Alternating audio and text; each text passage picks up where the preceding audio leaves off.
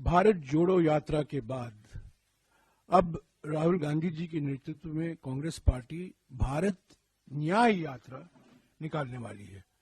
14 जनवरी से लेकर 20 मार्च तक 6,200 किलोमीटर लंबी भारत न्याय यात्रा 14 राज्यों से गुजरेगी।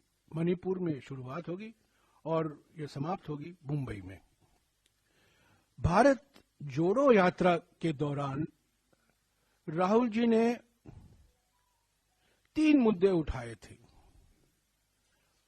आर्थिक विषमताओं के बारे में उन्होंने जिक्र किया, सामाजिक ध्रुवीकरण के बारे में उन्होंने बातचीत की और राजनीतिक तानाशाही जो आज हमारे देश में हकीकत बन गई है उसके बारे में जनता को अवगत कराया।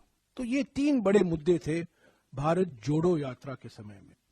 उन्होंने अपनी आवाज बढ़ती हुई आर्थिक विषमताओं के बारे में, बढ़ती हुई सामाजिक ध्रुवीकरण के बारे में और बढ़ती हुई राजनीतिक तानाशाही के बारे में उन्होंने अपने विचार जनता के बीच में रखा। वो मन की बात नहीं थी, वो जनता की चिंता थी। लोगों से सुनने के लिए भारत जोड़ो यात्रा निकाला गया था। अब ये यात्रा दूसरे चरण में भारत न्याय यात्रा है।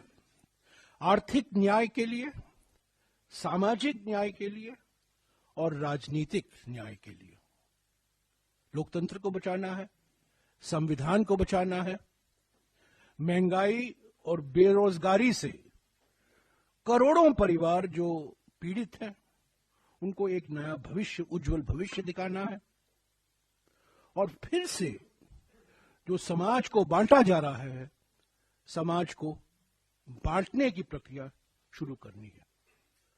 तो पहले भारत जोड़ो यात्रा भारत को जोड़ने के लिए, और अब भारत न्याय यात्रा, ताकि लोगों में हम आश्वासन देंगे कांग्रेस पार्टी की ओर से, राहुल गांधी जी की ओर से, कि कांग्रेस पार्टी वचनबद्ध है लोगों को, आम जनता को आर्थिक न्याय, सामाजिक न्याय और राजनीतिक न्याय पूर्ण तरीके से उपलब्ध हो।